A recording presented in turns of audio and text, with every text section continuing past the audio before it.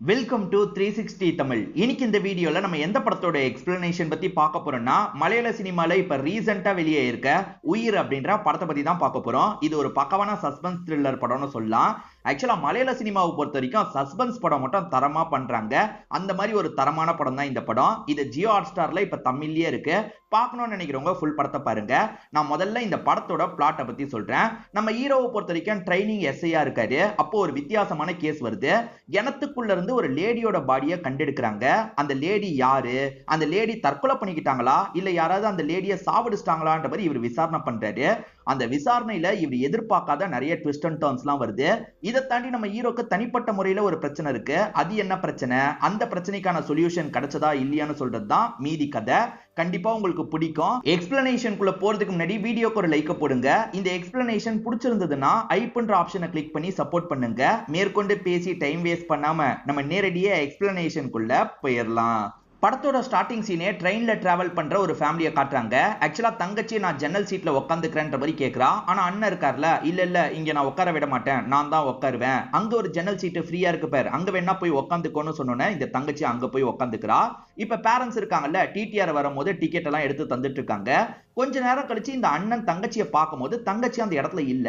அம்மா தங்கச்சி அங்க இல்லன்ற மாதிரி சொல்றான். இப்பதான் அம்மாவும் கவனிக்கிறாங்க. இந்த பையனோட பேரு அஜீப் அப்படின்றது, தங்கச்சியோட பேரு பார்த்து அப்படின்றது. பார்த்து அப்படின்ற மாதிரி எல்லாருமே தேடிட்டு இருக்காங்க. இங்கதான் உயிர்னு படத்தோட டைட்டில போடுறாங்க. இது எல்லாமே அஜீப்புக்கு கனவா வருது. அதாவது சின்ன வயசுல தங்கச்சி காணாம போயிட்டாங்க போல, அதுக்கப்புறம் கிடைச்சிருக்கவே மாட்டாங்க. அடிக்கடி இவருக்கு கனவு வரும் போல. இவரை பொறுத்த வரைக்கும் ஷீனான்ற மாதிரி ஒரு ஒய்ஃப் இருக்காங்க. அந்த ஒய்ஃப் என்ன திரும்பி அதே கனவான்னு கேட்கும் போது இவருமே ஆமான்ற மாதிரி சொல்லிட்டு இருக்காரு. அதையே நினைச்சு ஃபீல் பண்ணாத, அதுல இருந்து வெளியே வான்ற மாதிரிலாம் சொல்றாங்க. இவங்களை பொறுத்த வரைக்கும் கவர்மெண்ட் எக்ஸாம்காக ப்ரிப்பேர்லாம் பண்ணிட்டு இருக்காங்க போல. இவர் ட்ரைனிங் எஸ்ஐயா இருக்காரு. இப்ப இவருமே ஸ்டேஷனுக்கு வந்து இவரோட வேலையெல்லாம் பார்த்துட்டு இருக்காரு. இவரோட ஸ்டேஷன்ல இருக்க ஒரு சீனியர் கான்ஸ்டபிள் நமக்கு காட்டுறாங்க. பேரு ராய் அப்படின்றது. ராயை பொறுத்த வரைக்கும் 40 வயசாயும் குழந்தை இல்லாம இருக்கு போல. அதை நினைச்சு இவரும் இவரோட ஒய்ஃபும் கவலைப்படுறாங்க. அதுக்கான ட்ரீட்மெண்ட் தான் எடுத்துட்டு இருக்காங்க போல. ட்ரீட்மெண்ட்ல பாசிட்டிவான ரிசல்ட் இன்னும் கிடைக்கல, நான் தர மருந்தெல்லாம் எடுங்க, சீக்கிரமே பாசிட்டிவான ரிசல்ட் கிடைக்கும்ன்ற மாதிரி டாக்டர் லேடி சொல்றாங்க. சரி ஓகேன்ற மாதிரி இவங்களுமே கிளம்புறாங்க. ரெண்டு பேருமே குழந்தை இல்லன்றதை நினைச்சு ஃபீல் பண்ணிட்டு இருக்காங்க. இப்ப அஜீப் கிட்ட கம்ப்ளைண்ட் பண்றதுக்கு ஒரு அப்பா அம்மா வந்திருக்காங்க. ஆக்சுவலா இவங்களோட சொந்த பையன் இருக்கான் பாத்தீங்களா, குடிச்சிட்டு பயங்கரமா டார்ச்சர் பண்றான் போல, சொத்தை எனக்கு எழுதி தாங்கன்ற மாதிரி டார்ச்சர் பண்றான் போல, அதனால தான் கம்ப்ளைண்ட் தரதுக்காக வந்திருக்கோன்ற மாதிரி சொல்றாங்க. கவலைப்படாதீங்க, நான் பாத்துக்கிறேன்ற மாதிரி இவர் சொல்லிட்டாரு. இதே ஸ்டேஷன்ல இருக்க ஒரு கான்ஸ்டபிள் இப்ப பெங்களூர்ல இருந்து வந்த கால் அட்டெண்ட் பண்ணி பேசுறாரு. அவங்களுக்கு ஹிந்தி தான் தெரியுது. ஹிந்தி இல்ல கன்னடத்துல பேசுறாங்க. இவருக்கு ரெண்டுமே தெரிய மாட்டேங்குது. அந்த இடத்துக்கு வந்த எஸ்ஐ இருக்காரு பாத்தீங்களா, அதாவது நம்ம ஹீரோ இருக்காரு பாத்தீங்களா, நான் பேசுறேன்ற மாதிரி ஹிந்தியில பேச ஆரம்பிக்கிறாரு. அந்த இடத்துல ஒரு டெட் பாடி எரிஞ்ச நிலைமையில கிடைச்சிருக்கு போல. அதுக்கு பக்கத்துலயே ஒரு விளக்கு கிடைச்சிருக்கும். அந்த விளக்கு இந்த ஊர்ல வாங்கின விளக்கா இருக்கும். அதனால தான் இவங்களுக்கு தகவலை கொடுக்கலான்ற மாதிரி அங்க இருக்கவங்க கால் பண்ணி தகவலை கொடுத்திருக்காங்க. வேற ஒரு நாள் இன்ஸ்பெக்டர் எக்ஸசைஸ் பண்ணிட்டு இருக்கும் போது ஹீரோ கிட்ட இருந்து கால் வருது. சார் ஒரு இடத்துல பாடி கிடைச்சிருக்கான் அப்படின்ற மாதிரி சொல்லிட்டாரு. கிடைச்சிருக்குன்னா உடனே கிளம்பி அந்த ஸ்பாட்டுக்கு போன்ற மாதிரி இன்ஸ்பெக்டர் தான் சொல்லிட்டாரு. இப்ப இவரும் டீமை கூட்டிட்டு அந்த இடத்துக்கு வந்துடுறாரு. இவங்க ஸ்டேஷன்ல இருந்து கொஞ்சம் தள்ளி இருக்க பகுதியா தான் இருக்கும். மேக்ஸிமம் அதர் ஸ்டேட் பீப்புள் தான் இங்க தங்குவாங்களா இருக்கும். அந்த இடத்துல டெட் பாடி கிடைச்சிருக்குல்ல, இப்ப உள்ள இருந்து முதல்ல பாடியை எடுக்கணும்ன்ற மாதிரி அதுக்கான டீம் எல்லாம் வர வச்சிடுறாங்க. ஃபயர் டிபார்ட்மெண்ட் ஆளுங்க தானே பாடி எல்லாம் எடுப்பாங்க. இப்ப அவங்களுமே இந்த இடத்துக்கு வந்துடுறாங்க. எடுக்கிறதுக்கான வேலை எல்லாத்தையும் பண்ணிட்டு இருக்காங்க. ஒரு ஸ்டேஜ்ல உள்ள இருக்க அந்த பாடியை எடுத்துட்டு இருக்காங்க. அந்த லேடிக்கு ஒரு 35 வயசு இருக்கும் போல. அந்த லேடியோட பாடி எல்லாம் ப்ளூ கலர்ல மாறி இருக்கு. இத பாக்குறவருக்கு ஒரு மாதிரி கொமட்ட ஆரம்பிச்சிருது. ஒரு இடத்துல போய் வாந்தி எடுக்கிறாரு. இவர் புதுசுல அதனால தான் வாந்தி எடுக்கிறாருன்னு மத்தவங்களும் புரிஞ்சுக்கிறாங்க. விடுங்க சார் அப்படின்ற மாதிரி இவருக்கு சமாதானம் சொல்றாங்க.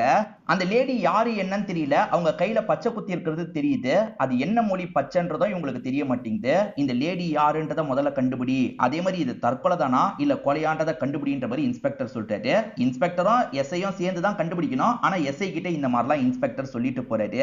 அந்த பாடியை தொட்ட ஸ்மெல் இவரோட கையை விட்டு போலன்ற மாதிரிலாம் இவர் சொல்லிட்டு இருக்காரு. எங்க காட்டுங்கன்ற மாதிரி ஒய்ஃபும் செக் பண்றாங்க.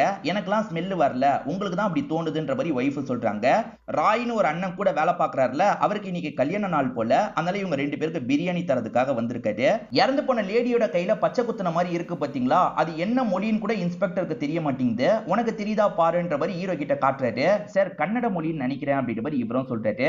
சரி அவ யாரு என்னன்றத கொஞ்சம் விசாரி அப்படின்ற மாதிரி இன்ஸ்பெக்டர் சொல்றாரு. இன்ஸ்பெக்டருக்கு நிறைய வேலை இருக்குல்ல, இவரை இந்த கேஸை ஹேண்டில் பண்ண சொல்றாரு. இவருமே ராய் அந்த இடத்துக்கு கூட்டு வந்துடுறாரு. அக்கம் பக்கத்துல இருக்கவங்க கிட்ட விசாரிச்சு பார்க்கலான்ற மாதிரி யோசிக்கிறாங்க. ஆக்சுவலா பக்கத்துல நிறைய வீடு இருக்காது, கொஞ்சம் தள்ளி தான் நிறைய வீடு இருக்கும். ஒரு பாய்க்கு எல்லாமே தெரியும் போல. அந்த பாய் கிட்ட இவங்க பேசுறாங்க. இந்த இடத்துல ஒரு அம்மா 2 பசங்க இருந்து நான் பார்த்திருக்கேன், அவ்வளவுதான் எனக்கு தெரியும்ன்ற மாதிரி சொல்லிட்டாரு. வீடு வீடா போய் சொட்டு மருந்து ஊத்துறது உங்களுக்கு தெரிய வருது, அங்க விசாரிச்சா ஏதாவது கிடைக்கும், ஏன்னா அந்த வீட்டுல பசங்க இருந்திருக்காங்களே அப்படின்ற மாதிரி யோசிக்கிறாரு. ஆமா சார், வீடு வீடா போய் ஊத்திட்டு தான் இருக்காங்க, நீங்க இந்த லேடி கிட்ட டீட்டெயில கேளுங்கன்ற மாதிரி டாக்டர் சொல்லிட்டாரு. இப்ப அந்த லேடி கிட்ட இவருமே டீட்டெயில் எல்லாம் கேட்க ஆரம்பிக்கிறாரு. ஆமா சார், அந்த பகுதியில ஒரு லேடி இருந்தாங்க, அவங்களுக்கு 2 பசங்க இருந்தாங்க, ஒரு பையன் ஒரு பொண்ணு சார், நான் டீட்டெயிலாம் நோட் பண்ணி வச்சிருக்கேன்ற மாதிரி இவங்க டீட்டெயிலாம் தந்துட்டு இருக்காங்க. ஹஸ்பண்ட் டீட்டெயிலாம் கூட தந்திருக்காங்க போல. அந்த லேடியோட ஹஸ்பண்ட் பேரு ராஜு அப்படின்றது உங்களுக்கு தெரிய வருது. சீனியர் என்ன சொல்றாருன்னா, நீ புதுசா இருந்தாலும் இந்த கேஸை நீ தான் ஹேண்டில் பண்ணணும், ஏன்னா இன்ஸ்பெக்டருக்கு மத்த வேலை இருக்குன்ற மாதிரி சொல்லிட்டாரு. அதனால ஹீரோவும் சரி சார் நானே பாத்துக்கிறேன்ற மாதிரிலாம் ஏத்துக்கிறாரு. அந்த இடத்துல இருந்தவங்க கிட்ட யாரு டச்ல இருந்தாங்கன்ற மாதிரி இவங்களுமே ஊர் முழுக்க விசாரிச்சு பாக்குறாங்க. அப்ப எல்லாருமே ஒரு லேடியோட பேரை தான் சொல்றாங்க. அந்த லேடி தான் அந்த பொண்ணு கிட்ட பேசுவா, அப்படிதான் நாங்க பாத்துருக்கோன்ற மாதிரிலாம் சொன்னோன்னே அந்த லேடி கிட்ட பேசுறதுக்காக வந்துடுறாங்க. அந்த லேடியுமே தயங்கி தயங்கி சில விஷயங்களை சொல்றாங்க. சார் நான் கூலி வேலை பாக்குறவ, கூலி வேலைக்காக சில சமயம் அந்த லேடியை நான் கூட்டு போயிருக்கேன், அந்த லேடியோட பேரு ஷோபா சார் அப்படின்ற மாதிரி இந்த லேடி சொல்லிட்டு இருக்காங்க. இதை தாண்டி கையில டாட்டூ குத்தி இருக்காங்கல்ல, இது என்னன்னு தெரியுமான்னு கேட்கும் போது நான் ஒரு வாட்டி அவகிட்ட கேட்டேன், ராஜுன்ற பேரை தான் குத்தி இருக்கேன், என் ஹஸ்பண்டோட பேரை தான் குத்தி இருக்கன்ற மாதிரி சொன்னா சார் அப்படின்ற மாதிரிலாம் சொல்றாங்க. அடுத்ததா இவர் என்ன பண்றாருன்னா அந்த கான்ட்ராக்டர் கிட்ட விசாரிக்கிறதுக்காக வராரு. இவர்கிட்ட தான் ஷோபா வேலை பார்க்கறதுக்காக வந்திருக்காங்க. இவருக்கு தெரிஞ்ச விஷயத்தெல்லாம் இவங்க விசாரிச்சுட்டு இருக்காங்க. அந்த ஹஸ்பண்ட பத்தி கேட்கும் போது அவன் சினிமால நடிக்கிறதா, அதாவது சினிமால வேலை பார்க்கறதா சொன்னா சார், இவ்வளவுதான் எனக்கு தெரியும்ன்ற மாதிரிலாம் சொல்லிட்டு இருக்காரு. சோ கையில பச்சை குத்தி இருக்கிறத பத்தி இவருக்கு தெரியுமான்னு கேட்கும் போது என்ன எழுதி இருக்குன்னு எனக்கு தெரியல சார், ஹஸ்பண்டோட பேரு ராஜுன்ற மாதிரி என்கிட்ட சொல்லியிருக்கான்ற மாதிரி இவருமே சொல்றாரு. ஆக மொத்தத்துல ஹஸ்பண்டோட பேரு ராஜுன்னு தெரியுது, 2 பசங்க இருக்கிறது தெரியுது, 2 பசங்க எங்க, ராஜு எங்கன்ற மாதிரி கேள்வி வந்துருது. அவங்க கர்நாடகாவை சேர்ந்தவங்க பொழைக்கிறதுக்காக இந்த இடத்துக்கு வந்திருக்கிறது தெரியுது. இங்க இருக்க ஒரு பழைய வீட்டுல தான் ஸ்டே பண்ணிருக்காங்கன்னு தெரிய வருது இல்ல. அந்த வீட்டை செக் பண்ணி பார்க்கும்போது சின்ன பசங்க போடுற மாதிரி துணியே கிடைக்கல. சின்ன பசங்க இருந்திருக்காங்கன்னா துணி மட்டும் எங்க போச்சு அப்படின்ற மாதிரி இவர் யோசிச்சுட்டு இருக்காரு. இங்க சில போட்டோஸ் எல்லாம் கிடைக்குது, அந்த போட்டோஸ் எல்லாம் இவர் பாக்குறாரு.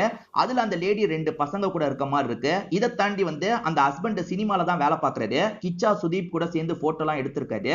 சோ இவன் தான் அந்த ராஜு போல, இவன் எங்க இருந்தாலும் கண்டுபிடிக்கணும். இந்த போட்டோவை எங்க எடுத்திருக்காங்கன்னா கர்நாடகால எடுத்திருக்காங்க, அங்க போய் தேவைப்பட்டா செக் பண்ணலாம்ன்ற மாதிரி யோசிக்கிறாரு. அதே சமயம் இன்னும் போஸ்ட்மார்ட்டம் ரிப்போர்ட் வராம இருக்கு.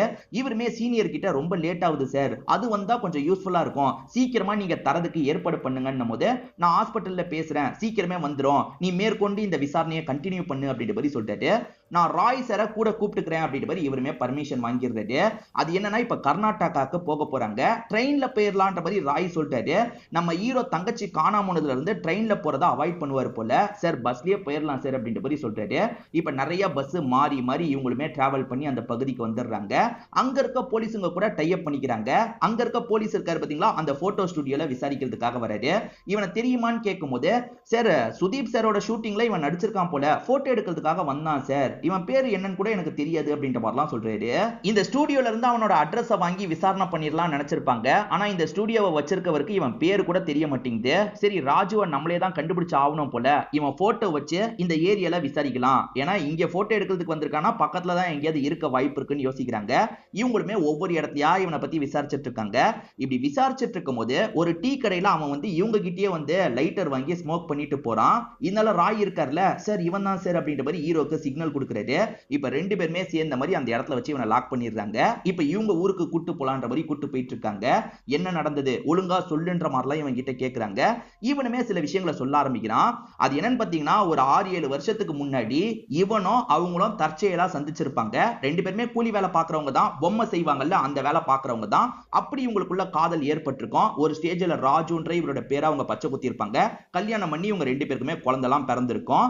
சோ இவங்களோட பொம்மை வியாபாரம் சுத்தமா படுத்திருக்கும், யாருமே பொம்மையை வாங்க மாட்டாங்க. இந்த மாதிரி நிலைமையில ஒய்ஃப் ஷோபாவோட சொந்தக்கார பையனா புவனேஷ்னு ஒருத்தன் இருப்பான். அவன் ஏன் ஊருக்கு வந்துருங்கன்ற மாதிரி சொல்லியிருப்பான். அதுதான் கர்நாடகாவா இருக்கும். அந்த கர்நாடகாக்கு இவங்களுமே போயிருப்பாங்க. அதுதான் நான் பண்ண தப்புன்னு ராஜு சொல்றான். ஏன் என்னாச்சுன்னு கேட்கும் போது ராஜுவும் மேற்கொண்டு நடந்த விஷயத்த சொல்றான். அந்த புவனேஷ் இருக்கார்ல, கொஞ்சம் பினான்சியலா இவங்களுக்கு ஹெல்ப்லாம் பண்ணிட்டு இருக்காரு. அடிக்கடி வீட்டுக்குலாம் வராரு, பசங்க கிட்ட எல்லாம் விளையாடிட்டு இருக்காரு. அதே சமயம் ராஜுவும் கொஞ்சம் கெட்டு போயிடுறாரு, எப்ப பாரு குடிச்சுக்கிட்டே இருக்காரு. என்ன ஹஸ்பண்ட் இப்படி மாறிட்டாருன்ற மாதிரி ஒய்ஃப் ஃபீல் பண்ணிட்டு இருக்காங்க. ஒரு நாள் எப்பவுமே போல இந்த ஹஸ்பண்ட் ராஜு இருக்கார்ல, குடி போதையில வீட்டுக்கு வந்துட்டு இருக்காரு. அப்ப வீட்டுக்குள்ள இருந்து சவுண்ட் கேக்குது. அது என்னன்னா புவனேஷும் ஒய்ஃபும் ஒண்ணு மண்ணா இருந்துட்டு இருக்காங்க. சொந்தக்கார பையனை வீட்டுக்குள்ள சேர்த்தா இப்படி பண்ணிட்டானே அப்படின்ற மாதிரி இவருமே பயங்கரமா ஃபீல் பண்றாரு. மறுநாள் ஒய்ஃபு கிட்ட எதையும் காமிச்சுக்க மாட்டாரு. நம்ம வேற ஊருக்கு போயிடலான்ற மாதிரி கேரளால இருக்க இந்த பகுதிக்கு ஒய்ஃபை கூட்டு வந்திருப்பாரு. ஆனா பிரச்சனை என்னன்னு பாத்தீங்கன்னா அந்த புவனேஷ் இங்கேயும் வந்துருவான். அதாவது இவங்களை பார்க்காம இருக்க முடியலன்ற மாதிரி இங்கேயும் வந்திருப்பான். இதை பாக்குற இந்த ஹஸ்பண்ட் உடஞ்சு போயிடுறாரு. இதுக்கப்புறம் இவங்க பழக்கத்தை நம்மளால எதுவுமே பண்ண முடியாது, பேசாம பசங்களை கூட்டிட்டு நம்ம வேற எங்கேயாவது கிளம்பிடலாம்னு யோசிச்சிருப்பாரு. இவர் வேற எங்கேயாவது கிளம்பலான்ற மாதிரி கிளம்ப ஆரம்பிச்சிருப்பாரு. இவங்க ரெண்டு பேர் காதலிக்கும் போதுதான் ஆசையா ராஜுன்ற மாதிரி பேரை பச்சை குத்தி இருப்பாங்க. இப்ப டெட் பாடிய போலீஸுங்க காட்டுறாங்கல்ல, அதை பாக்குற இந்த ராஜுவும் பயங்கரமா ஃபீல் பண்றாரு. அநியாயத்துக்கு என்ன விட்டுட்டு போயிட்டாலே அப்படின்ற மாதிரிலாம் ஃபீல் பண்றாரு. புவனேஷ் தான் ஏதோ பண்ணிருக்கான் போல அப்படின்ற மாதிரிலாம் சொல்லிட்டு இருக்காரு. புவனேஷ் ஏதாவது பண்ணானா, அப்படி இல்லைன்னா ஒய்ஃப் தற்கொலை பண்ணாங்களா அப்படின்ற மாதிரி போலீஸுங்களும் இந்த இடத்துல யோசிக்க ஆரம்பிக்கிறாங்க. பசங்க இவர்கிட்ட தானே இருக்கு, பசங்க கிட்ட பாடியை காட்ட தேவையில்லையான்னு கேட்கும் போது, இல்ல சார் பசங்க இந்த நிலைமையில பார்த்தா உடஞ்சு போயிடுவாங்க, நீங்களே செய்ய வேண்டிய விஷயத்த செஞ்சுக்கோங்க அப்படின்ற மாதிரி இவருமே அதுக்கான சைன் எல்லாம் போட்டுறாரு. இவர் போறதுக்கு காசு வச்சிருக்காரா என்னன்னு தெரியல. இவங்களுமே காசெல்லாம் தந்துட்டு இருக்காங்க. நன்றி சொல்லிட்டு இவரை இந்த இடத்தை விட்டு கிளம்ப ஆரம்பிக்கிறாரு. பசங்களை எங்க வச்சு பார்த்துட்டு இருக்கேன்னு கேட்கும் போது, என் அக்கா வீடு இருக்கு சார், அங்க வச்சுதான் பார்த்துட்டு இருக்கேன்ற மாதிரி கிளம்புறாரு. போஸ்ட்மார்ட்டம் ரிப்போர்ட் தள்ளி போய்கிட்டே இருந்தது பாத்தீங்களா, இப்பதான் டாக்டர் கூப்பிட்டு பேச ஆரம்பிக்கிறாரு. டாக்டரை பொறுத்த வரைக்கும் சில சந்தேகம் இருக்கிறதா சொல்றாரு. அது என்னன்னா, இவங்க தலையில ஒரு காயம் இருக்கு, இவங்க மேல இருந்து குதிக்கும் போது கூட இடிச்சு அந்த காயம் ஏற்பட்டிருக்கலாம். இதை தாண்டி தண்ணி வந்து நிறைய உள்ள இறங்கி இருக்கு. கான்சியஸா குதிச்சிருந்தா இவ்வளவு தண்ணி உள்ள போயிருக்க வாய்ப்பு இல்ல. அதாவது அவங்களை யாரோ தூக்கி போட்ட மாதிரி எனக்கு ஒரு ஃபீல் வருது. கன்ஃபார்மா இது கொலைன்னு என்னால சொல்ல முடியாது, விசாரணை பண்றது நீங்க தானே, என்னன்றத பாத்துக்கோங்கன்ற மாதிரி சொல்றாரு. அதாவது இது தற்கொலை தான், நம்ம பெருசா விசாரிக்க தேவையில்லைன்னு ஹீரோ நினைச்சிருப்பாரு. ஆனா இவரு சொல்றதை வச்சு பார்த்தா கொலையா இருக்க கூட வாய்ப்பு இருக்குன்ற மாதிரி தோணுது இல்ல. அதனால வேற ஆங்கிள் இந்த கேஸை நம்ம யோசிச்சு பார்க்கணும்ன்ற மாதிரி நினைக்கிறாரு. இந்த கேஸை பத்தியே இவருமே ஸ்டேஷன்ல உட்காந்து யோசிச்சுட்டு இருக்காரு. அப்பன்னு பார்த்து ராஜுவோட சொந்தக்காரங்க இந்த இடத்துக்கு வந்திருக்காங்க. சார் ராஜு வந்து பாடிக்கு பண்ண வேண்டியதெல்லாம் பண்ணிருக்காருன்ற மாதிரி நியூஸ் பேப்பர்ல நாங்க படிச்சோம் சார். ராஜு ஒரு வருஷமா மிஸ்ஸிங்கே, அவன் எப்படி இந்த இடத்துக்கு வந்தான்ற மாதிரி கேக்குறாங்க. இது ஒரு வருஷமா அவன் மிஸ்ஸிங்கா, இப்பதான் நாங்க பேசி அனுப்பணும்ன்ற மாதிரி இவங்களுமே சொல்லிட்டு இருக்காங்க. ராஜுவை பாருங்கன்ற மாதிரி போட்டோவை காட்டும் போது, சரி இது ராஜுலாம் கிடையாது சார், இவன் பேரு புவனேஷ் அப்படின்ற மாதிரி சொல்லிட்டாங்க. அதாவது இவன் யாருன்னா ஷோபாவோட சொந்தக்கார பையன் சார் அப்படின்ற மாதிரி சொல்லிட்டாங்க. இதை கேட்கிற போலீஸுங்களுக்கு ஷாக் ஆயிருது. இவங்க கிட்ட பேசினவன் நான் தான் கணவன், புவனேஷ்ன்றவன் சொந்தக்காரன்ற மாதிரி சொல்லியிருப்பான். ஆனா உண்மையில அவன் தான் சொந்தக்காரன்றது தெரியுது. அப்ப உண்மையான ராஜு யாருன்ற மாதிரி ஒரு கேள்வியும் வர ஆரம்பிக்குது. அவன் ஏமாத்திட்டு போயிருக்கான், நீங்களாம் என்னையா பண்ணிட்டு இருக்கீங்க அப்படின்ற மாதிரி சீனியர் போட்டு கிளின்னு கிழிச்சிட்டு இருக்காரு. ஏன்னா வந்தவன் ராஜுவே இல்ல, ஆனா ராஜுன்ற மாதிரி நம்பி இவங்க பாடி எல்லாம் எரிச்சிட்டாங்கல்ல, அதுக்காக இவங்க எல்லாரையும் போட்டு திட்டுறாரு. அவன் எங்க இருந்தாலும் தூக்குங்க அப்படின்ற மாதிரிலாம் சொல்றாரு. இப்ப ராஜு இருக்க பகுதியை நமக்கு காட்டுறாங்க. ராஜுக்கு வேற ஒரு குடும்பம் இருக்கு போல. அந்த குடும்பத்துக்கிட்ட பேசிட்டு நைட்டு நேரம் சீட்டு கட்டு விளையாடுறதுக்காக வராரு. அவர் இங்கதான் இருக்காருன்றத போலீஸுங்க கண்டுபிடிச்சிட்டாங்கல்ல, அமுக்கிறதுக்காக இந்த இடத்துக்கு வந்துடுறாங்க. போலீஸ் வந்துட்டாங்கன்னு தெரிஞ்சோன்னா அந்த ராஜு தப்பிச்சு ஓடுறாரு. இவர் உண்மை ராஜு கிடையாது, புவனேஷ் தப்பிச்சு ஓடும் போது இவங்களும் பிடிச்சிடுறாங்க. ஏண்டா நாய, நீ தான் ராஜுன்ற மாதிரி போய் சொன்னல, உண்மையை சொல்லுன்னு கேட்கும் போது, சார் நான் உண்மையை சொல்லிடுறேன் சார் அப்படின்ற மாதிரி இவனுமே இந்த இடத்துல சொல்ல ஆரம்பிக்கிறான். உண்மை என்னன்னு பாத்தீங்கன்னா, ஷோபா சொந்தக்கார பொண்ணா இருப்பாங்க. ஷோபா மேல இவருக்கு ஒரு கண் இருக்கும். ஆனா ஷோபா ராஜுவை கல்யாணம் பண்ணிருப்பாங்க. அவங்களோட தொழில ஒரு ப்ராப்ளம் வந்திருக்கும், அதனால இவர்கிட்ட ஹெல்ப் கேட்டு வந்திருப்பாங்க. இவருமே ஒரு இடத்துல தங்க வச்சிருப்பாரு. அப்படி தங்கிட்டு இருக்கும் போது கொஞ்சம் கொஞ்சமா ராஜு குடிப்பழக்கத்துக்கு அடிமையாயிடுறான். சோ இவருக்குமே வந்து இந்த பொண்ணை திரும்பி நம்ம கட்டிக்கிட்டா என்னன்ற மாதிரிலாம் தோண ஆரம்பிக்குது. ஹெல்ப் பண்றேன் அப்படின்ற மாதிரி அவங்களுக்கு ஹெல்ப் பண்ற மாதிரி அடிக்கடி வீட்டுக்கு எல்லாம் போயிட்டு இருக்காரு. ராஜு முன்ன மாதிரி ஒழுக்கமா வேலை பார்க்க மாட்டாரு, எப்ப பாரு குடிச்சுக்கிட்டே இருக்காரு. இதை நினைச்சு ஷோபாவும் ஃபீல் பண்ணிட்டு இருக்காங்க. ஷோபாக்கு இந்த புவனேஷ் தான் ஆறுதல் சொல்றாரு. கவலைப்படாத, எல்லாம் சரியாயிடும்ன்ற மாதிரி ஆறுதல் சொல்றாரு. அவங்களும் அழுதுகிட்டே கட்டிலாம் பிடிக்கிறாங்க. இதனால இவங்க ரெண்டு பேருக்குள்ள ஒரு நெருக்கம் உண்டாவுது. இவங்க ரெண்டு பேருமே அவர் இல்லாத போது கொஞ்சம் நெருங்கி பழகிட்டு இருக்காங்க. ஒரு நாள் நைட்டு உண்மையான ராஜு குடிபோதையில வீட்டுக்கு வந்துட்டு இருக்கும் போது இவங்க நெருக்கமா இருக்கிறத பாத்துறாரு. பயங்கரமா ஷாக் ஆயிடுறாரு. நம்ம ஒய்ஃப் நமக்கு துரோகம் பண்ணிட்டாலே அப்படின்ற மாதிரிலாம் யோசிச்சுட்டு இருக்காரு. சைலண்டா அங்க இருந்து கிளம்பிடுறாரு. யாரோ வந்த மாதிரியே ஒய்ஃபுக்கு தோணுது, என் ஹஸ்பண்ட் தான் வந்துட்டாரு போலன்ற மாதிரிலாம் புவனேஷ் கிட்ட சொல்லிட்டு இருக்காங்க. சார் நாங்க ஒன்னா இருந்ததா அவன் பார்த்திருக்கான் சார், அதுக்கப்புறம் அந்த பக்கமே வரல சார், அவன் எங்க போனான்றது எனக்கு தெரியாது சார் அப்படின்ற மாதிரிலாம் இவர் சொல்லிட்டு இருக்காரு. அவன் திரும்பி வரதுக்குள்ள கேரளாக்கு போய் ஒரு லைஃப் அமைச்சுக்கலான்ற மாதிரி இவரும் ஒய்ஃபும் அந்த ரெண்டு பசங்களும் கேரளாக்கு வந்து நிம்மதியா ஒரு லைஃப் எல்லாம் வாழ ஆரம்பிச்சிருப்பாங்க. அதாவது டெட் பாடியா அவங்க கிடைச்சாங்க பாத்தீங்களா, அங்கதான் லைஃபை வாழ்ந்திருக்காங்க போல. அதுக்கப்புறம் என்னாச்சு அப்படின்ற மாதிரி போலீஸுங்க கேட்கும் போது இவருமே மேற்கொண்டு என்னாச்சுன்றத சொல்றாரு. இவர் சினிமால வேலை பார்த்துட்டு இருக்காருல, அப்பப்ப கர்நாடகாக்கு கிளம்பி போவார் போல, நடுவுல ஒய்ஃபை பார்க்கறதுக்காக வருவார் போல. அப்படி வந்தவர் பசங்க எங்கன்னு கேக்குறாரு. பசங்க இல்லன்னு சொல்றாங்க. இல்லனா எங்கன்றபடி இவர் கேட்கும்போது, உன் பசங்க இல்லல்ல அப்புறம் நீ எதுக்காக ஃபீல் பண்ணிட்டு இருக்கன்னு வைஃப் சொல்றாங்க. அவங்கள என் பசங்க மாதிரி தான் பார்த்தேன் எங்கன்னு கேட்கும்போது ராஜு வந்து கூட்டிட்டு போயிட்டான். அந்த பசங்க இருக்கிறது தொல்லைதான், நம்ம 2 பேர் ஒன்னா இருந்து பசங்களை பெத்துக்கலான்ற மாதிரிலாம் இவங்க ரொமான்ஸ் பண்றதுக்காக வராங்க. ஆனா இவரை பொறுத்த வரைக்கும் பசங்களையும் நேசிச்சிருப்பாரு. என்னடி பேசிட்டு இருக்கன்றபடி கோவத்துல இவங்களை பிடிச்சு தள்ளி விடுறாரு. அப்படி தள்ளி விட்டதுல தலை பலமா இடிச்சிருக்கும். அவங்க இறந்து போயிருப்பாங்க. இவர் வேணும்ட்டே பண்ணிருக்க மாட்டாரு, தற்செயலா இந்த மாதிரி ஆயிருது. சரி பக்கத்துல இருக்க கிணத்துல பாடியை போட்டுலாம் அப்படின்னு இவருமே தூக்கிட்டு வந்து பாடியை போட்டிருப்பாரு. ஆக மொத்தத்துல ஹஸ்பண்ட் 2 பசங்களையும் கூட்டு போயிட்டாரு போல, அதனால இவர் இப்படி பண்ணிருக்காரு போல. ராஜுவ சொந்தக்காரங்களே ஒரு வருஷத்துக்கு மேல பாக்கல. ராஜு எப்படி பசங்களை கூட்டு போயிருப்பான்? உண்மையிலேயே ராஜு கூட்டு போயிருப்பானா இல்ல இந்த புவனேஷ் பொய் சொல்றானா அப்படின்ற மாதிரி ஹீரோ யோசிக்கிறாரு. அந்த பசங்களை தேடுறதுலாம் நம்ம வேலை இல்ல, ஆல்மோஸ்ட் கேஸ் முடிஞ்சிருச்சு அப்படின்ற மாதிரி சீனியர் சொல்லிட்டு இருக்காரு. ஆனா நம்ம ஹீரோவால ஏத்துக்க முடியல. ஏற்கனவே பொய் சொன்னவன் இப்ப கூட பொய் சொல்லி இருக்கலாம்ல, அந்த பசங்களை கண்டுபிடிக்கணும்ன்ற மாதிரிலாம் யோசிக்க ஆரம்பிக்கிறாரு. இவர் கொஞ்சம் அப்செட்டா இருக்கிறத ராயுமே கவனிக்கிறாரு. நீ என்னையா தேவையில்லாம இவ்வளவு யோசிச்சுட்டு இருக்க, நம்ம வேலை முடிஞ்சிருச்சு, இதுக்கப்புறம் அந்த கேஸை பத்தி யோசிக்காது அப்படின்ற மாதிரிலாம் சொல்லிட்டாரு. சரி ஓகே அப்படின்ற மாதிரி இவர் ஏத்துக்கிறாரு. இவர் ஸ்டேஷன்ல ஒருத்தர் ஹிந்தி தெரியாம கஷ்டப்படுவார்ல, இந்த வாட்டியும் கஷ்டப்படும் போது ஹீரோ தான் ஹெல்ப்லாம் பண்ணிட்டு இருக்காரு. சார் போன வாட்டி பேசும்போது நீங்க தான் ஹெல்ப் பண்ணீங்க, இப்பயும் நீங்க தான் ஹெல்ப் பண்றீங்க அப்படின்ற மாதிரி அந்த கான்ஸ்டபிள் சொல்லிட்டாரு. ஆமால போன வாட்டி ஒரு கால் வந்ததுல, கர்நாடகால எரிஞ்ச நிலைமையில ஒரு பாடி கிடைச்சதா கால் வந்ததுல அப்படின்ற மாதிரி யோசிக்கிறாரு. எதுக்காக நம்ம கிட்ட அந்த பாடியை பத்தி சொன்னாங்கன்னு யோசிக்கும் போதுதான் அந்த பாடிக்கு பக்கத்துல ஒரு விளக்கு இருந்தது சார், அந்த விளக்கு இங்க வாங்கின விளக்குன்றதுனால தான் நம்ம கிட்ட தகவலை சொன்னாங்கன்ற மாதிரி அசிஸ்டன்ட் புரிய வைக்கிறாரு. சோ இந்த கேஸுக்கும் அந்த கேஸுக்கும் ஏதாவது சம்பந்தம் இருக்குமான்னு இவர் யோசிக்கிறாரு. கர்நாடகால ஏற்கனவே ஒரு போலீஸ் ஃப்ரெண்ட் ஆனார்ல, அந்த நபர்கிட்ட இவர் பேசுறாரு. சார் அந்த கேஸை பத்தி கொஞ்சம் டீடைலா சொல்ல முடியுமா, அதே மாதிரி அங்க எடுத்த போட்டோவெல்லாம் எனக்கு அனுப்பி வைக்க முடியுமான்னு கேக்குறாரு. கண்டிப்பா பண்றேன் சார் அப்படின்ற மாதிரி அவருமே போட்டோஸ் எல்லாம் அனுப்பி வச்சிடுறாரு. அது என்னன்னு பாத்தீங்கன்னா காட்டுப்பகுதியில எரிஞ்ச நிலைமையில ஒரு ஆணோட சடலம் கிடைச்சிருக்கும். அதுக்கு பக்கத்துலயே ஒரு விளக்கு கிடைச்சிருக்கும். அந்த விளக்குல ஒரு லோகோ இருக்கும். அது வந்து கேரளால இருக்க ஒரு கடைன்றது தெரிய வந்திருக்கும். அதனால அந்த ஸ்டேஷனுக்கு இன்ஃபார்ம் பண்ணலான்ற மாதிரி தான் இன்ஃபார்ம் பண்ணிருப்பாங்க.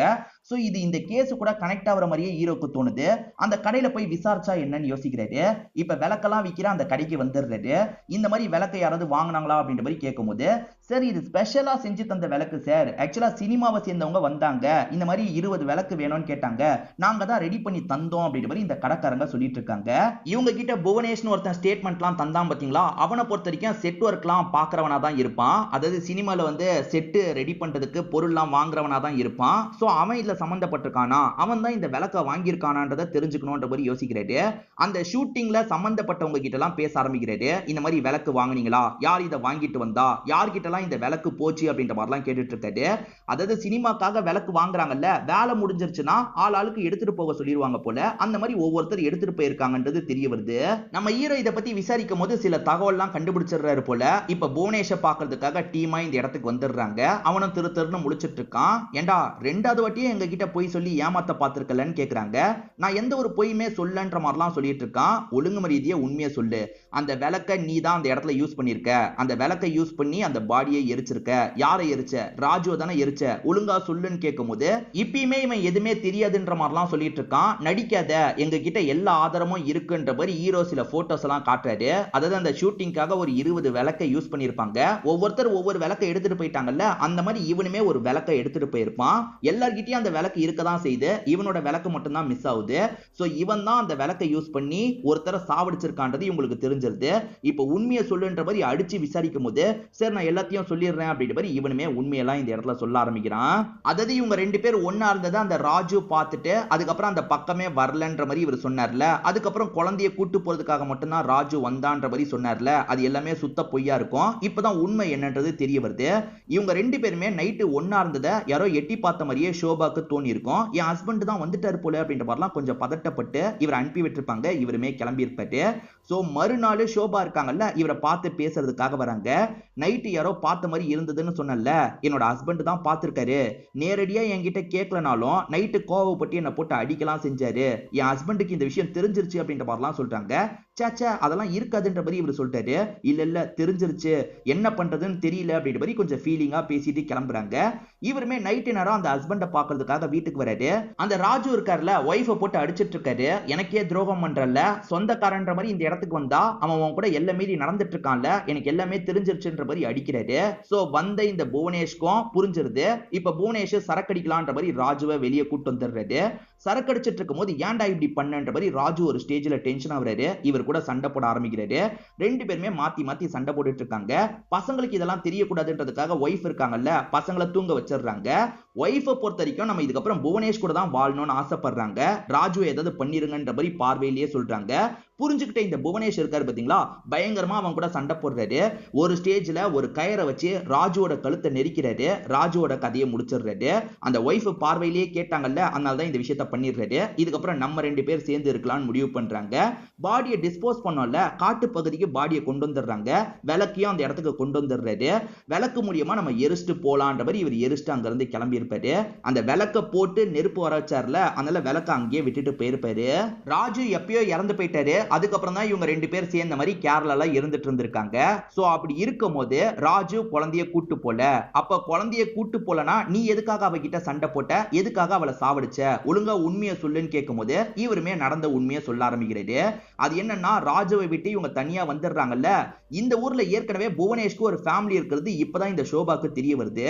நான் உன்னை நம்பி வந்தா ஏற்கனவே உனக்கு ஒரு ஃபேமிலி இருக்கா, நீ அந்த ஃபேமிலியை கை கழுவிட்டு என் கூட வந்துரு, அப்பதான் இந்த விஷயத்தை நான் வெளியே சொல்ல மாட்டேன், அப்படி இல்லனா என் புருஷனை சாவடிச்சது நீதான்றதை வெளியே சொல்லிடுவேன்ற மாதிரி மிரட்டுறாங்க. இதை கேட்டோன்னே இவர் பயங்கர கடுப்பாயிடுறாரு. இவ வெளியே சொன்னா நம்மளோட லைஃபே ஸ்பாயில் ஆயிடும், பேசாம இவ கதையை முடிச்சிடலான்ற மாதிரி கழுத்தெல்லாம் நெரிக்க ஆரம்பிக்கிறாரு. விட்டுன்ற மாதிரி ஷோபா கேக்குறாங்க. ஆனா இவர் ஒரு ஸ்டேஜ்ல அவங்களோட கதையை முடிச்சிடுறாரு. இது எதுவுமே பசங்களுக்கு தெரியாது. பசங்க நல்லா தூங்கிட்டு இருக்காங்க. இது எல்லாத்தையும் இவர் சொல்லிக்கிட்டே அழுதுட்டு இருக்காருல, எதிர இருக்க ஹீரோ பயங்கரமா கடுப்பாயிடுறாரு. அந்த பசங்களையும் அப்ப சாவடிச்சிட்டியா, பசங்களோட பாடியை எங்கடா வச்சிருக்க அப்படின்ற மாதிரிலாம் கேக்குறாரு. சார் சத்தியமா நான் பசங்களை எதுவுமே பண்ணல சார் அப்படின்ற மாதிரி இவன் சொல்றான். சரி பசங்க எங்கன்ற மாதிரி இவனை போட்டு அடி அடின்னு அடிச்சிட்டு இருக்காங்க. இவனுமே சில விஷயங்களை சொல்ல ஆரம்பிக்கிறான். அது என்னன்னா, பக்கத்துல இருக்க கிணத்துல போய் ஷோபாவோட பாடியை போடணும்னு நினைச்சான் பாத்தீங்களா, அந்த மாதிரி கொண்டு வந்து ஷோபாவோட பாடியை அந்த இடத்துல போட்டுடுறான். இப்ப பசங்களை என்ன பண்றது அப்படின்ற மாதிரிலாம் யோசிக்கிறான். பசங்களை அப்படியே விட்டுட்டு நம்ம கிளம்பிடலாம் அப்படின்ற மாதிரி இவனுக்கு தோணுது. இவன் கிளம்பலாம்னு நினைக்கும் போது அந்த பொண்ணு முழிச்சு கையை பிடிச்சிடுறா. பசிக்குது அப்படின்ற மாதிரி சொல்றா. இவனுமே வந்து ரெண்டு பேருக்குமே சாப்பாடுலாம் வச்சிட்டு இருக்கான். ரெண்டு பேருமே அம்மா எங்கன்னு கேட்கும் போது அம்மா வந்துருவாங்கன்ற மாதிரி இவன் சமாளிச்சிட்டு இருக்கான். இவனுக்கு ஒரு ஃபேமிலி இருக்கு, இவன் வீட்டுக்கு கூட்டு போக முடியாதுல்ல, ஆசிரமத்துல பசங்களை சேர்த்து விட்டுறலாம் அப்படின்ற மாதிரி யோசிச்சிருப்பான்.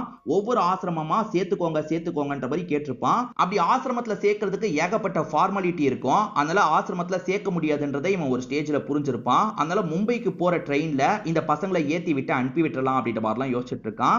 இந்த பசங்களுமே நம்பி வந்துடுறாங்க. இப்ப பசங்களை அந்த ட்ரெயின்ல ஏற வச்சிடறான். இருங்க உங்களுக்கு வாங்கிட்டு வந்துடுறேன் அப்படின்ற மாதிரி இவன் மட்டும் ட்ரெயினை விட்டு இறங்குறான். ஒரு ஸ்டேஜ்ல ட்ரெயின் கிளம்ப ஆரம்பிக்குது. இவன் வரவே மாட்டான். அந்த ரெண்டு பசங்களுமே அந்த ட்ரெயின்ல மாட்டி அங்க இருந்து கிளம்பி போயிருப்பாங்க. இதான் நடந்தது, பசங்களை நான் எதுவுமே பண்ணலன்ற மாதிரி சொல்றான். இவன் உண்மையிலேயே ஆசிரமத்துல விசாரிச்சிருக்கானான்னு செக் பண்ணும்போது 2-3 ஆசிரமத்துல இவன் விசாரிச்சிருக்கிறது தெரிய வருது. அதே மாதிரி ரயில்வே ஸ்டேஷனுக்கு இவன் பசங்களை கூட்டு போனதும் தெரிய வருது. சோ இவன் சொன்ன மாதிரி தான் நடந்திருக்கு போல, இந்த வாட்டி அவன் போய் சொல்லு அப்படின்ற மாதிரி யோசிக்கிறாங்க. இப்ப அந்த ரெண்டு பசங்க எங்க போனாங்கன்னு தெரியல, இப்ப தெரியாத ஊர்ல எங்க போய் மாட்டிருக்காங்க தெரியல அப்படின்ற மாதிரி இவங்க பயங்கரமா ஃபீல் பண்றாங்க. நம்ம ஹீரோவை பொறுத்த வரைக்கும் ட்ரைனிங் எஸ்ஐயா தான் இங்க வேலை பார்த்திருப்பாரு. இப்ப ட்ரைனிங் பீரியட் முடிய போது வேற எங்கேயாவது எஸ்ஐ போஸ்டிங் இவருக்கு கிடைக்கிறதுக்கான வாய்ப்பு தான் இருக்கு. இதுக்கப்புறம் அந்த ரெண்டு பசங்களை பத்தி நம்ம பெருசா விசாரிக்க தேவையில்ல, நம்மளோட வேலை முடிஞ்சிருச்சு அப்படின்ற மாதிரிலாம் சீனியர் சொல்றாரு. ஆனா ஹீரோவால இந்த விஷயத்தை ஏத்துக்க முடியல. அந்த பசங்களை கண்டுபிடிக்கணும்ன்ற மாதிரிலாம் யோசிக்கிறாரு. ஏன்னா இவரோட தங்கச்சியை இத்தனை வருஷமா இவரால கண்டுபிடிக்க முடியல, இந்த பசங்களை கண்டுபிடிச்சா எனக்கு கொஞ்சம் நிம்மதி கிடைக்கும்ன்ற மாதிரிலாம் இவர் ஒய்ஃப் கிட்ட பேசிட்டு இருக்காரு. இவர் இதை பத்தியே யோசிச்சுட்டு இருக்கும் போது அந்த ராயம் பேசுறதுக்காக வராரு. ராயை பொறுத்த வரைக்கும் விரக்தியா சில விஷயங்களை சொல்றாரு. அது என்னன்னா, எங்களுக்கு இத்தனை வருஷமா பசங்க இல்லைன்ற மாதிரி கவலைப்பட்டு இருக்கோம், ஆனா அவனுக்கு 2 பசங்க கிடைச்சோம், எப்படி பண்ணி வச்சிருக்கான் பாருங்க சார் அப்படின்ற மாதிரிலாம் புலம்பிட்டு இருக்காரு. அப்ப ஹீரோ இருக்கார்ல, அண்ணா அந்த 2 பசங்களை நான் கண்டுபிடிக்கலான் இருக்கேன், எனக்கு லீவ் மாதிரி வேணும்ன்ற மாதிரி சொல்றாரு. இன்னும் 4-5 நாள் தான் இவருக்கு வேலை இருக்கு, அந்த 4-5 நாளும் லீவ் எடுத்துக்கலான்ற மாதிரி இவர் யோசிக்கிறாரு. அந்த பசங்க எங்க போயிருக்க வாய்ப்பு இருக்கு, ட்ரெயின்ல அந்த ட்ரெயின் எங்க போதோ வழியில யாராவது அந்த பசங்களை தூக்க கூட செஞ்சிருக்கலாம், ஏன்னா தனியா பசங்க வராங்கன்னு தெரிஞ்சு தூக்க கூட செஞ்சிருக்கலாம், எங்க இருந்தாலும் சரி கண்டுபிடிச்சு போகணும்ன்ற மாதிரி யோசிக்கிறாரு. இவர் ட்ரெயின்ல தானே டிராவல் டிராவல் பண்ற மாதிரி இருக்கும், நான் தைரியத்தை வர வச்சு திரும்பி ட்ரெயின்ல போக போறேன்ற மாதிரிலாம் ஒய்ஃப் கிட்ட சொல்லிட்டாரு. இப்ப ட்ரெயின்ல டிராவல் பண்ண ஆரம்பிக்கிறாரு. அந்த ட்ரெயின் எந்தெந்த வழியா போகும், நடுவுல நிறைய பேர் வந்திருப்பாங்கல்ல, பொருள் விக்கிற மாதிரி ஆளுங்கலாம் வந்திருப்பாங்கல்ல, அவங்க கிட்ட எல்லாம் இவர் விசாரணை பண்றாரு. ஏதாவது சின்னதா க்ளூ கிடைச்சா கூட நல்லா இருக்கும்ன்ற மாதிரி விசாரணை பண்றாரு. ஆனா எந்த ஒரு க்ளூவும் இவருக்கு கிடைக்க மாட்டேங்குது. இவர் பயங்கரமா விசாரிச்சு பார்த்துறாரு. ஆனா அந்த ரெண்டு பசங்களோட போட்டோவை காமிச்சா கூட யாருக்குமே தகவல் தெரிய மாட்டேங்குது. நம்மளால அந்த பசங்களை கண்டுபிடிக்க முடியாது போல அப்படின்ற மாதிரி இவருமே யோசிக்கிறாரு. இவரோட வீட்டுக்கு கிளம்பி வந்துடுறாரு. இத பத்திலாம் ராய் கிட்ட இவர் பேசிட்டு இருக்காரு. இப்படி பேசிட்டு இருக்கும் போது இவருக்கு போன் கால் வருது. தாராவி ஸ்டேஷன்ல இருந்து அங்க இருக்க ஒரு இன்ஸ்பெக்டர் லேடி தான் பேசுறாங்க. அதாவது இங்க குழந்தைகள் எல்லாம் தூக்குற கும்பல் இருக்காங்க, அவங்க கிட்ட இந்த 2 குழந்தைங்க இருக்காங்கன்ற மாதிரி எங்களுக்கு தகவல் கிடைச்சிருக்கு, நீங்க சீக்கிரமா வந்தீங்கன்னா நம்ம முடிஞ்ச அளவுக்கு ரெஸ்கியூ பண்றதுக்கு ட்ரை பண்ணலாம்ன்ற மாதிரி சொல்றாங்க. போட்டோ எடுத்து அனுப்புங்கன்னு சொன்னா அதுக்கான சிச்சுவேஷன் கூட அவங்களுக்கு இல்ல போல, நீங்க வந்து தான் செக் பண்ற மாதிரி இருக்கும்னு சொல்றாங்க. இவருமே அது அந்த குழந்தைங்களா இருக்க கூட வாய்ப்பு இல்ல, ஏற்கனவே நிறைய ஏமாந்துட்டேன், வேணான்ற மாதிரி சொல்லிட்டாரு. ஆனா ராய் இருக்கார்ல, இந்த வாட்டி நானும் வரேன் சார், ட்ரை பண்ணி பார்க்கலாம்ன்ற மாதிரி சொல்றாரு. சரி கடைசியா ட்ரை பண்ணலாம் அப்படின்ற மாதிரி இவரும் ராயும் சேர்ந்த மாதிரி டிராவல் பண்றாங்க. இப்ப தாராவி ஸ்டேஷனுக்கு வந்து இவங்க பேசிட்டு இருக்காங்க. இவங்களுக்கு கால் பண்ண இன்ஸ்பெக்டர் லேடியும் உள்ள கூப்பிட்டு பேசுறாங்க. என்ன சார் தகவல் கொடுத்து 2 நாள் கழிச்சு வரீங்க, இப்ப அந்த பசங்களை வேற ஒரு இடத்துக்கு கொண்டு போயிட்டாங்க, இப்படியா சார் இருப்பீங்க அப்படின்ற மாதிரிலாம் கோவப்பட்டு இருக்காங்க. இந்த பகுதியில குழந்தைங்களெல்லாம் கடத்தி விக்கிற ஒரு பெரிய நெட்வொர்க்கே செயல்பட்டு இருக்கு. அந்த நெட்வொர்க்கை டோட்டலா எதுவுமே பண்ண முடியாது, ஏன்னா பெரிய பெரிய ஆளுங்களாம் சப்போர்ட் பண்ணிட்டு இருக்காங்க. ஆனா இந்த 2 குழந்தைங்களை காப்பாத்தலாம்னா காப்பாத்த முடியும், நம்ம பேசி எப்படியாவது அந்த 2 குழந்தைங்களை அங்க இருந்து கூப்பிட்டுக்கலாம், நான் அதுக்காக தான் உங்களை வர சொன்னேன். சரி இப்ப இடம் மாத்திருக்காங்கல்ல, அந்த இடத்துக்கு என்னோட ஆள் ஒருத்தர் கூட்டு போவாரு, நீங்க என்ன ஏதுன்றத பாத்துக்கோங்கன்ற மாதிரி சொல்றாங்க. ரொம்ப நன்றி மேடம் அப்படின்ற மாதிரி இவருமே சொல்றாரு. இப்ப அந்த இன்ஸ்பெக்டர் லேடியும் ஒரு ஆள் அனுப்பி வச்சிடுறாங்க. அவருமே ஒவ்வொரு இடமா புடிச்சு அந்த குழந்தை எங்க இருக்குன்றத விசாரிச்சு வந்துடுறாரு. அந்த ஏஜென்ட் என்ன சொல்றாருன்னா, என்கிட்ட எல்லாம் குழந்தை இல்லன்ற மாதிரி சொல்றாரு. நடிக்காத, எல்லாம் தெரிஞ்சுதான் வந்திருக்கோம், ஒழுங்கா காட்டு, அந்த 2 குழந்தைய மட்டும் தான் நாங்க கூப்பிட்டு போவோம் அப்படின்ற மாதிரிலாம் சொல்றாங்க. சரி ஓகேன்ற மாதிரி அவருமே கூட்டு போக சொல்றாரு. அப்படி இங்க இருக்க ஒவ்வொரு இடமா செக் பண்றாங்க. பார்த்தா ஏகப்பட்ட குழந்தைய லாக் பண்ணி வச்சிருக்கிறது தெரிய வருது. அந்த குழந்தைங்களெல்லாம் இவங்களால காப்பாற்ற முடியாது. அந்த 2 குழந்தை இருக்கான்னு மட்டும் தேடிட்டு இருக்காங்க. பார்த்தா அந்த 2 குழந்தை இங்க தான் இருக்கு. இப்ப அந்த குழந்தைங்க கிட்ட ஷோபாவோட போட்டோவை காட்டும் போது அம்மான்ற மாதிரி அவங்க 2 பேருமே சொல்றாங்க. இது மூலியமா அந்த குழந்தைங்க தான் அப்படின்றத இவர் உறுதிப்படுத்திடுறாரு. இந்த குழந்தைங்களை கூட்டு போறேன் அப்படின்ற மாதிரி இவருமே இங்க இருந்து கூட்டு போற வேலையெல்லாம் பாக்குறாரு. குழந்தைங்களை காப்பாத்தி கூட்டு வரதை பத்தி எல்லாருக்குமே தெரிஞ்சது இல்ல, எல்லாருமே கவர் பண்றதுக்காக இருக்காங்க. இப்ப மீடியா ஆட்கள்லாம் இவரை பயங்கரமா புகழ்ந்துட்டு இருக்காங்க. அங்க இருந்து 2 குழந்தைங்களை காப்பாத்தி கூட்டு வந்திருக்காருன்ற மாதிரிலாம் சொல்லிட்டு இருக்காங்க. அப்பா எதுக்காக விட்டு போனாருன்னு அந்த 2 பசங்களுக்கு புரியல. அந்த அண்ணன் தான் தங்கச்சியா நல்லபடியா இத்தனை நாள் பார்த்திருப்பான். சோ இப்ப 2 பேரையுமே வந்து இங்க இருக்க எல்லாருமே கொஞ்சிட்டு இருக்காங்க. கவலைப்படாதீங்க, இதுக்கப்புறம் உங்க லைஃப்ல எந்த ஒரு கஷ்டமும் வராதுன்ற மாதிரிலாம் சொல்லிட்டு இருக்காங்க. இது எல்லாத்துக்கும் காரணம் ஹீரோ தான், ஏன்னா ஹீரோ தான் கஷ்டப்பட்டு இந்த விஷயத்தை பண்ணான்ற மாதிரி சீனியரும் ஹீரோவை பாராட்டிட்டு இருக்காரு. இதுக்கப்புறம் ஒரு ஆசிரமத்துல தானே இந்த பசங்களை சேர்க்கணும், அதுக்கான ப்ரொசீஜர் எல்லாத்தையும் பண்ணலான்ற மாதிரி இவங்க பண்ணிட்டு இருக்காங்க. இந்த இடத்துல குரூப்பா ஒரு போட்டோவை இவங்க எடுத்துக்கிறாங்க. உண்மையிலேயே இந்த மாதிரி ஒரு சம்பவம் நடந்திருக்கு போல, உண்மையிலேயே இது நடந்தது அப்படின்ற மாதிரி கடைசியில நமக்கு காட்டுறாங்க. ஹீரோ தங்கச்சியை தொலைச்சிட்டாருன்ற மாதிரி ஒரு கில்ட்ல இருந்தாரு பாத்தீங்களா, இப்ப அப்பாவை போய் பாக்குறாரு, நடந்த விஷயத்த சொல்றாரு. இப்பதான் அந்த கில்ட்ல இருந்து கொஞ்சம் வெளியே வந்த மாதிரி இவருக்குமே தோணுது. அப்பாவுமே ஸ்மைல் எல்லாம் பண்ணிட்டு இருக்காரு. அப்படியே தங்கச்சி கூட சேர்ந்து எடுத்த சின்ன வயசு போட்டோவை நமக்கு காட்டுறாங்க. ஆக்சுவலா இந்த படத்துல நான் ஒரு விஷயத்தை யோசிச்சேன். அதாவது தாராவில ஒரு போலீஸை பாக்குறதுக்காக இவர் போனார் பாத்தீங்களா, அந்த போலீஸ் தான் தங்கச்சியா இருக்க வாய்ப்பு இருக்கு. கடைசியில அப்படி ஒரு ஷாக்க நமக்கு தருவாங்கன்னு நினைச்சேன். தமிழ் படமா இருந்தா கண்டிப்பா இந்த விஷயத்த பண்ணிருப்பாங்க. ஆனா மலையாள சினிமால அந்த விஷயத்தெல்லாம் பண்ணல, அப்படியே முடிச்சிட்டாங்க. கண்டிப்பா இந்த படத்தோட கதையும் என்னோட எக்ஸ்பிளனேஷனும் உங்களுக்கு பிடிச்சிருக்கும்னு நம்புறேன். இந்த வீடியோ உங்களுக்கு பிடிச்சிருந்ததுன்னா லைக் பண்ணுங்க, கமெண்ட் பண்ணுங்க, மறக்காம 360 தமிழ் சேனலை சப்ஸ்கிரைப் பண்ணுங்க. தொடர்ச்சியா இந்த மாதிரி வீடியோக்கள் வந்துகிட்டே தான் இருக்கும்.